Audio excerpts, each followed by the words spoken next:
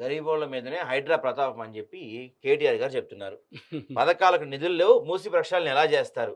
మింగేందుకు మెతుకు లేదు, మీసాలకు సంపంగి నుండి అవసరమా?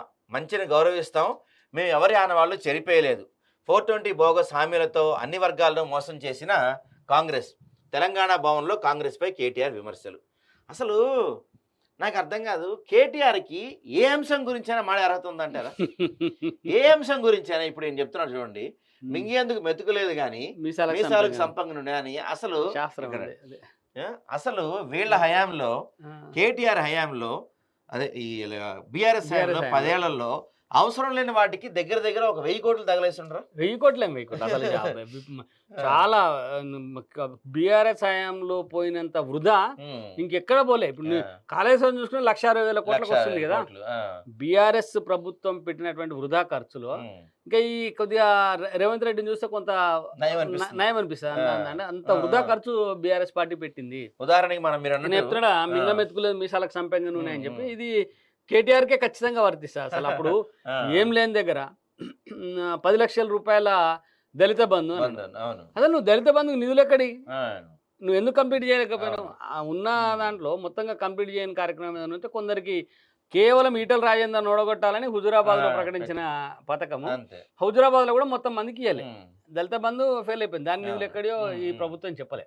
అంటే చాలా మా పథకాలు అట్లనే వాళ్ళు ఊరికే కాగితాలు లెక్కల మీద పెట్టి చేసారు. దళిత బంధు కావచ్చు, సచివాలయం అద్భుతంగా ఉందని పడేసి 70 ఏళ్ళు 80 ఏళ్ళు వచ్చే సచివాలయాన్ని పడేసి ప్రగతి భవన్ ని అసలు ఉపయోగమే లేదు, హైటెక్ దాన్ని ఎంచుకున్నారు ప్రగతి భవన్ ని. ఆ తర్వాత నేను అంటే ఈ విషయం కొంత సెన్సిటివ్ అంశం, కానీ మీ ద్వారా నేను చెప్పదలుచుకున్నాను ఏంటంటే, అమరవీరుల స్తూపం ఒకటి పెట్టారు, జ్యోతి ఒకటి పెట్టారు, 100 కోట్ల అవసరమా? 100 కోట్లు అవసరమా? అది అదే అమరవీర జ్యోతి అవసరమే. ఏం చేసిందంటే అప్పుడు దాని ఉద్దేశం ఏంటంటే, దాన్ని పెట్టి అసలు ఆ డిజైనే ఒక చాలా అంటే ఆకర్షణీయంగా లేదు. అది డిజైన్ ఒక తప్పుడు డిజైన్ ఉంది, ఎందుకు ఎంచుకున్నారో అర్థం కాదు. అప్పుడు అంతా స్వామి ఆయన ఏం చెప్తే అదే కదా. అయితే అక్కడ అనుకుంది ఏంటంటే, ఇప్పుడు మనకు అక్కడ ఢిల్లీలో ఎర్రకోట దగ్గర ఒక అమరవీరుల స్తూపం ఉంటుంది. అంటే సైనికులు చనిపోయిన వాళ్ళందరికీ నివాళులు అర్పిస్తూ పెట్టిన అఖండ జ్యోతి వెలుగుతూ ఉంటుంది ఎప్పటికీ. అది సేమ్ అదే స్థితిలో ఇక్కడ పెట్టాలనుకున్నారు. అఖండ జ్యోతి పెట్టాలా, అది ఎప్పటికీ వెలిగేటట్టు ఉండాలి. దట్టు దాంట్లో ఈ తెలంగాణ కోసం అమరులైనటువంటి అందరి పేర్లు, వీలైతే ఫోటోలు కూడా పెడతామని చెప్పిండు అప్పుడు. కానీ ఇప్పుడు ఫోటోలు పేర్లు ఏవి లేవు, ఊరికే ఒక దీపంలా పెట్టిండు. అది కూడా వేరేలా ఉంటది, అది చండాలంగా పెట్టిండు. దానికి కోట్లు తగలేసి. నా ఉద్దేశం పథకం పూర్తి కాలేదు. నా ఉద్దేశం ఏంటంటే, ఇప్పుడు దానికి ఒక 500 కోట్లు ఎంత ఖర్చు పెట్టారు. నేనేమంటాను, ఒక మామూలు అదే ఒక శిలాఫలకం కానీ, లేకపోతే మీరు అన్నట్టు ఢిల్లీలో ఉన్నది పెడితే మహా పెడితే దానికి ఎంత ఖర్చు అవుద్ది?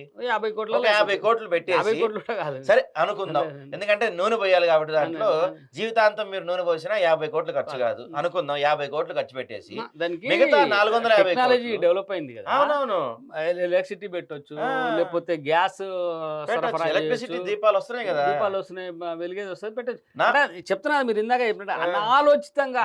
నా పాయింట్ ఆఫ్ వ్యూ ఏంటంటే, ఇప్పుడు మీరు తెలంగాణలో అమరవీరులకి ఆ స్తూపం కట్టి 50 కోట్లు పూర్తి చేసి మిగతా 450 కోట్లు నిజంగా ఎవరైతే అమరవీరులు చనిపోయారో వాళ్ళ కుటుంబానికి 1 కోటి రూపాయలు ఇచ్చున్నా హ్యాపీగా ఉండేది. సానియా మిర్జా 1 కోటి రూపాయలు ఇస్తారు, సరైన వాళ్ళకి 1 కోటి రూపాయలు ఇస్తారు. వాళ్ళు ఎవరికి పడితే వాళ్ళకి కోటి, మాట్లాడితే కోటి, ఎముకలేం చెయ్యంట అట్లా ఇష్టం వచ్చినట్టుగా ఎవరికి పడితే వాళ్ళకి మాట్లాడితే కోటి. అంటే నేను సానియా మిర్జాని తప్పడతలేదు, లేకపోతే క్రీడాకారులు నేను తప్పడతలేదు, కానీ మన దగ్గర ఎంత ఉంది, ఎంత ఇస్తుంది. ఇప్పుడు మనం ఉన్నాం సార్, రోడ్డు మీద వెళ్తున్నాం, మన జేబులో 1000 రూపాయలు ఉన్నాయి. ఒకళ్ళు ఎవరో వెళ్తారు, ఒకళ్ళు ఎవరో మన కళ్ళ ముందు అద్భుత ప్రదర్శన చేస్తారు. అరే భలే చేసేవారు నువ్వు అని చెప్పి మనం తీసి 10,000 ఇవ్వంగా, అంతే కదా. 5 రూపాయలు 10 రూపాయలు 100 ఇస్తాం. నీ దగ్గర 1000 పెట్టుకొని నువ్వు 10,000 ఎట్టిస్తావు? నేనేమంటానంటే, ఎప్పటి నుంచో నా డిమాండ్, నువ్వు 500 కోట్లు తగలేసాడు దాన్ని 500 కోట్లు తగలేసే బదులు ఆ అమరవీరుల కుటుంబాలకి ఒక్కో కుటుంబానికి నువ్వు 50 లక్షలు ఇచ్చున్నా కుటుంబం ఎంత సంతోషంగా ఉండేది. అరే నా బిడ్డ తెలంగాణ కోసం జీవితాన్ని అర్పించినందుకు నా కుటుంబం ఈరోజు సంతోషంగా ఉంది. ఈ రోజు తెలంగాణ అమరవీరుల కుటుంబాల్లో వాళ్ళకు ఉద్యోగాలు ఇస్తాను, ఉద్యోగాలు లేవు. ఉద్యోగాలు కనీసం ఇప్పటిదాకా ఎందరు చనిపోయినరో లిస్ట్ లిస్ట్ లేదు. ప్రిపేర్ చేసి పెట్టలే. బీఆర్ఎస్ ప్రభుత్వం చేసిన అత్యంత దారుణమైన మోసం ఏంటంటే తెలంగాణ ఉద్యమకారులు వాళ్ళే 1200 మంది చనిపోయినారు అని చెప్పారు. అవును. వాళ్ళే 400 మందికి బెనిఫిట్ చేసిరా. అవును. అంటే నువ్వు ఇంత మిగతా వాళ్ళందరినీ నువ్వు గుర్తించలేదు అనేది ఒకటి. రెండో అంశం బాగా గతంలో జరిగినటువంటి ఇట్లాంటి అనేక దుబారా అయితే ప్రభుత్వాలు ఏవి కూడా ఈ ఖజానా ఇది ప్రజలది, ప్రజల నుంచి వచ్చిన ఆదాయం ద్వారా ఈ ఖజానా వచ్చింది, దీన్ని మనం కస్టోడియన్ లాగా ఉండి నడపాలనే ఆలోచన పోతలేరు. ఇది మాది అనుకుంటున్నారు, ఇదంతా మాది, నా ఇష్టం వచ్చినట్టు ఖర్చు పెడతా అని చెప్పి అనుకుంటున్నారు. అది చాలా దారుణం. అది దాని మీద ఇదే కాదు, మీరు అన్నట్టు సెక్రటరేట్ కు 1000 కోట్లు తగిలేయడము, ఇట్లాంటి అన్ని వాళ్ళ ఇష్టానుసారం ఏదో నేను కట్టినాను ఉండాలా అనేటువంటి ఒక దాని ఏమంటారు ఒక పేరు కోసం. ఉదాహరణకి సార్ ఇక్కడ మనం మాట్లాడుకుంటే మనం మన ఉప్పల్ నుంచి ఎల్బీ నగర్ దారిలో ఒక 2 ఫ్లైఓవర్లు అవసరమే లేదు. అవునవును. కామినేని హాస్పిటల్ దగ్గర ఫ్లైఓవర్ పెద్ద అవసరం లేదు. నాగోల్ దగ్గర ఉన్న ఫ్లైఓవర్ అంటే ట్రాఫిక్ జామ్ అవుతుంది, అక్కడ నాగోల్ దగ్గర అవసరమే. కామినేని దగ్గర ఫ్లైఓవర్ ఎందుకో నాకు అర్థం కాలేదు. అక్కడ ఎప్పుడు ట్రాఫిక్ జామ్ అవ్వదు పెద్దగా.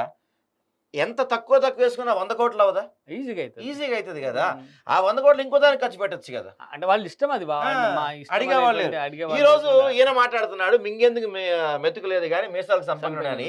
కేటీఆర్ గాని కవిత గాని మీరు ఏదన్నా ఒక స్టేట్మెంట్ ఇచ్చే ముందు 10 వేళ్ళు మీ వైపు చూపిస్తే ఆలోచించుకోండి. మీకు అసలు ఏ విషయంలో కూడా మాట్లాడే అర్హత లేదు మీకు. అంటే కేటీఆర్ కు వాస్తవంగా అసలు ఏ విషయంలో మాట్లాడడానికి అర్హత లేదు. రెండోది మీరు గమనించండి, ఆయన మాటలన్నీ చూస్తే ఇందులోనే ఉంటది అనుకుంటా.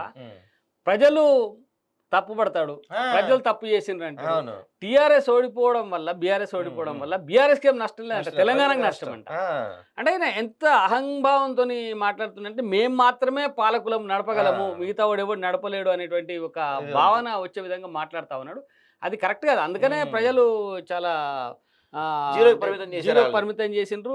వాళ్ళని ఇంకా ముందుకు పోయించేటువంటి అవకాశమే లేదు. మంచి విషయం. అంటే జనాలు ఊరకే ఏది చేయరండి, 0కి పరిమితం చేసి చాలా మంచి పని చేశారు వీళ్ళని.